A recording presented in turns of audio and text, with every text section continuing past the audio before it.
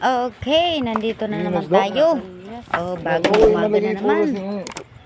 May balo pala dito at saka may maliliit na isda. Maya-maya, ito na nangyari.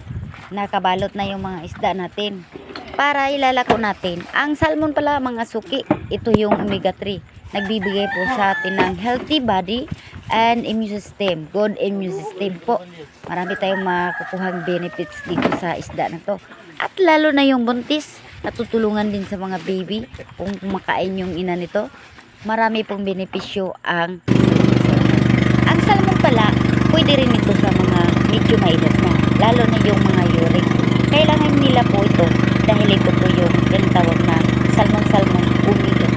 Marami itong mga resistensya na mas nakakatulong sa ating body health or sa ating healthy para magiging mas malakas or mas kondisyon ng ating pangangatawan. Okay, team yun ako. Paano ba magiging kaibigan naman ako? Always ako nandito.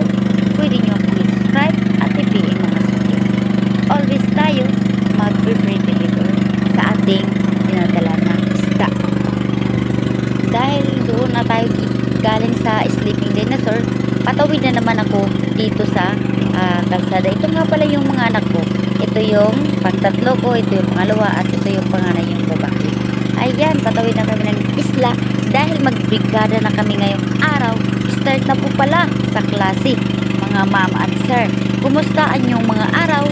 Dahil brigada na, Lunes na pala yung start ng open ng klase.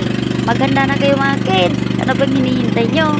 At mag-iingat kayo palagi, mag-aaral kayo ng mabuti, huwag kayong magpababaya sa inyong pag-aaral.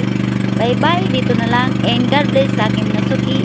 Always thank you sa mga followers. Thank you.